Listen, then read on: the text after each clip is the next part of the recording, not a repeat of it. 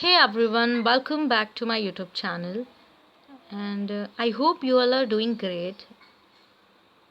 And in this video, I will tell you about backward children. Backward children जो होते हैं उनको हिंदी में कहते हैं पिछड़े बच्चे. What? पिछड़े बच्चे. Backward children is पिछड़े बच्चे. पिछड़े बच्चे किन्हें कहते हैं या पिछड़े बच्चे कौन होते हैं?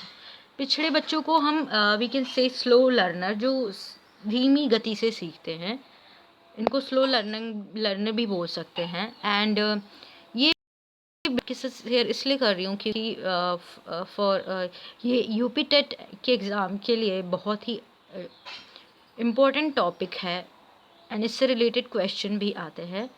And I have added an extra slide जिसमें मैंने एक क्वेश्चन लिया है यूपी टेट के क्वेश्चन पेपर से. उसके आंसर आपको बताने होंगे इसको पढ़ के. So let's get started.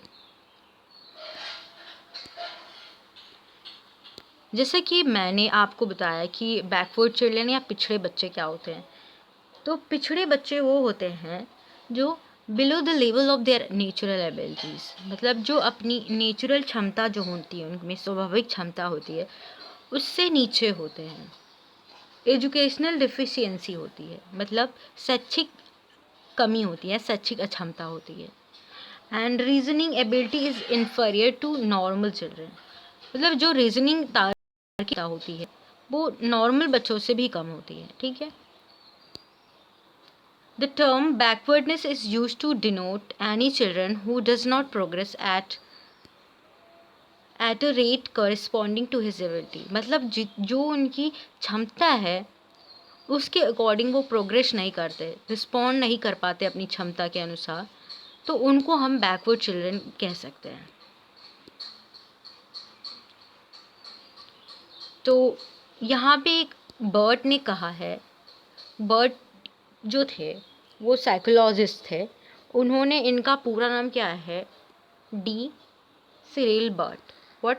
D Cyril S से नहीं, sorry, it's CYRIL, D Cyril Burt. तो इन्होंने कैसे डिफाइन किया है बैकवर्ड चिल्ड्रन को? Child who is unable to cope with the work normally expected of his age group. तो basically जो उस बच्चे का एज है, उस एज के जो वर्क होते हैं उसको वो कर नहीं पाता, मतलब जो एज में है उस एज के अकॉर्डिंग रिस्पॉन्स नहीं दे पाता है, तो उसको बैकवर्ड चिल्ड्रन कहा है डी सिरिल बर्ट ने. इन्होंने एक कंसेप्ट भी दिया था जिसे एजुकेशनल कोसेंट कहा जाता है. क्या कहा जाता है? एजुकेशनल कोसेंट या शैक्षिक लब्धि. हिंदी में इसको कहते हैं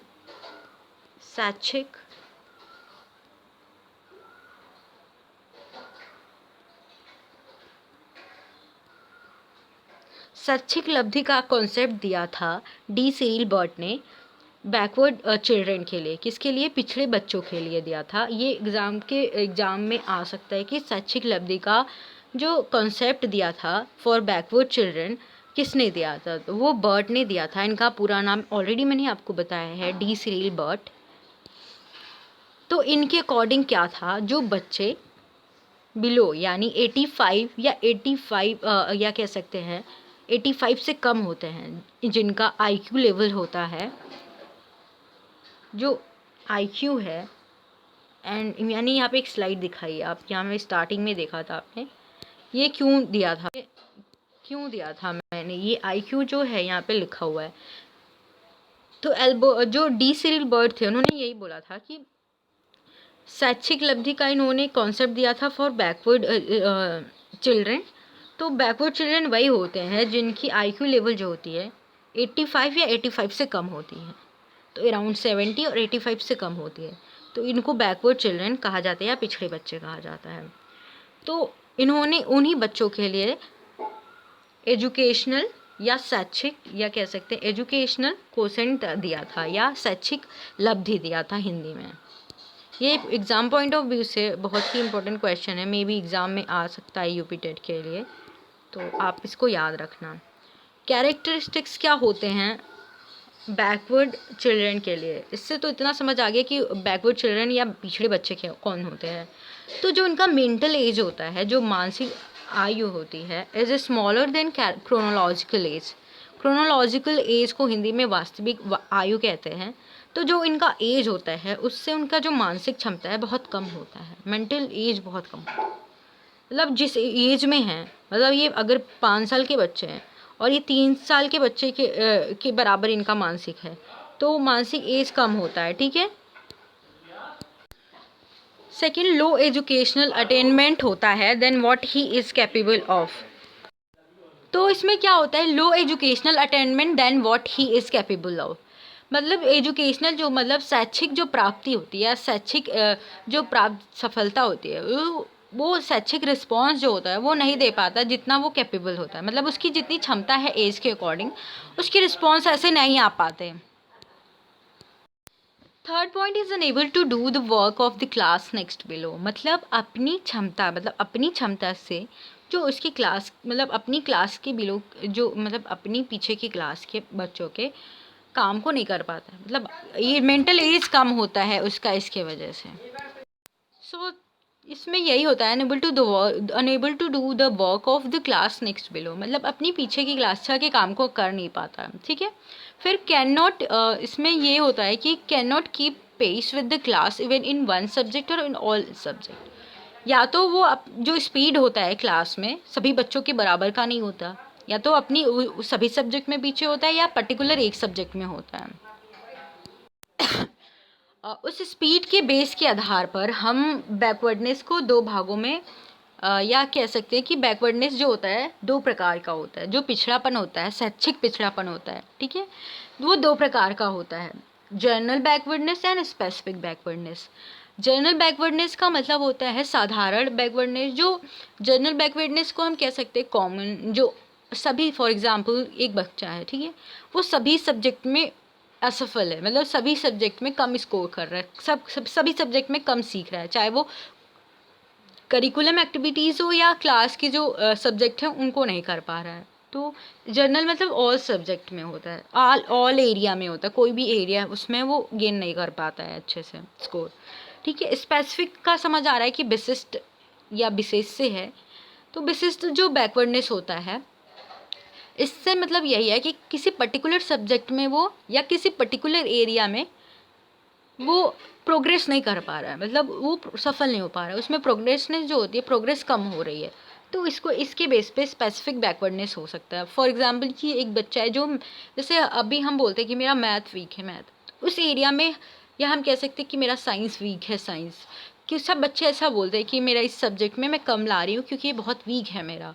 तो पर्टिकुलरली वो उस सब्जेक्ट में वो प्रोग्रेस नहीं कर पा रहा, वो पर्टिकुलर उस सब्जेक्ट में प्रोग्रेस नहीं कर पा रहा, तो इसको हम कह सकते हैं स्पेसिफिक बैकवर्डनेस।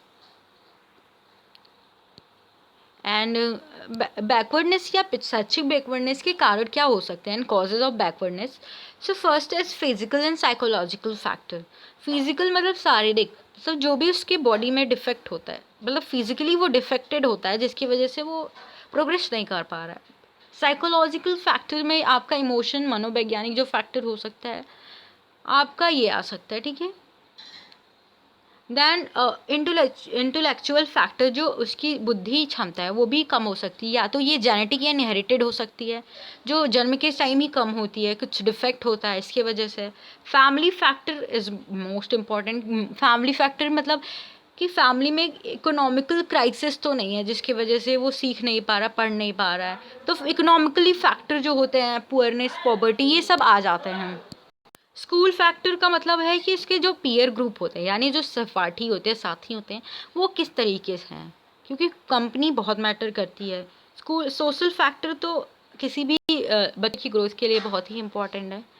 तो सामाजिक फैक्टर भी उसके बैकवर्डनेस का एक कारण हो सकता है। एंड एज आई सेड कि मैंने बोला था कि मैं एक स्लाइड ऐड किया एक्स्ट्रा मैंने, जो कि यूपीटेट के एग्ज़ाम में ये क्वेश्चन आया था। सो लेट्स सी क्या है ये क्वेश्चन। पिछड़े बच्चों के लिए शैक्षिक उपलब्धि की अवधारणा किसने दी थी? मैंने एक स्लाइड में बर्ड के बारे में बताया था, उनका पूरा नाम भी मैंने बताया था। तो इंग्लिश में भी क्या है, who has given the concept of educational quotient for backward children. Backward children के लिए एजुकेशनल या शैक्षिक उपलब्धि का जो कॉन्सेप्ट था वो किसने दिया था?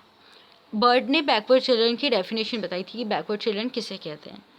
तो सिरिल बर्ड जो है या डी सिरिल बर्ड हैं, इन्होंने एजुकेशनल कोसेंट का ये कॉन्सेप्ट दिया था। तो right answer will be Cyril bird. क्या होगा? Cyril bird. ये यूपी टेट के एग्ज़ाम में आया था, इसलिए मैं ये वीडियो आपके साथ शेयर कर रही हूँ। इनकेस इस टॉपिक से रिलेटेड कोई भी क्वेश्चन आता है तो आप इसको सॉल्व कर सकते हो। एंड आई होप आपको ये वीडियो पसंद आएगी। And please don't forget to like, share and subscribe my channel. Thank you.